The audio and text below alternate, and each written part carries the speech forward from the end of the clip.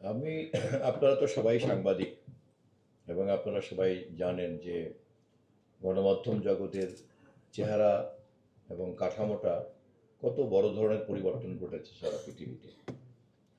আপনারা দেখেছেন যে প্রতিষ্ঠিত মিডিয়া হাউসের চাইতে একজন ইউটিউবারের প্রভাব প্রতিপত্তি এবং পরিধি অনেক বেশি বেড়ে গিয়েছে, এবং এটা সবটাই কিন্তু তথ্য প্রযুক্তি এবং এখনকার যে কমিউনিকেশন সায়েন্স তার যে রূপান্তরিত পরিস্থিতি সেটার কারণে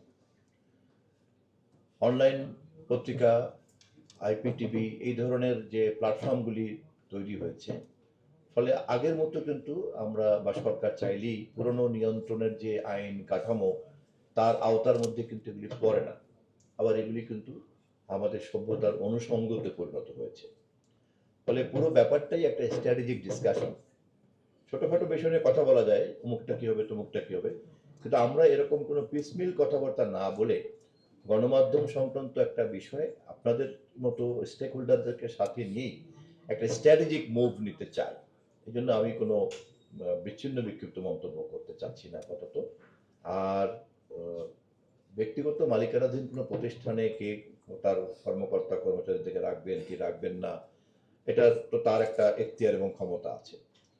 আবার তথ্য মন্ত্রণালয়ে যে কোনো ধরনের গণমাধ্যম কর্মীদের এক ধরনের নিরাপত্তা এবং নিরাপদ পরিবেশ নিশ্চিত করার একটা নৈতিক দায়িত্ব আছে।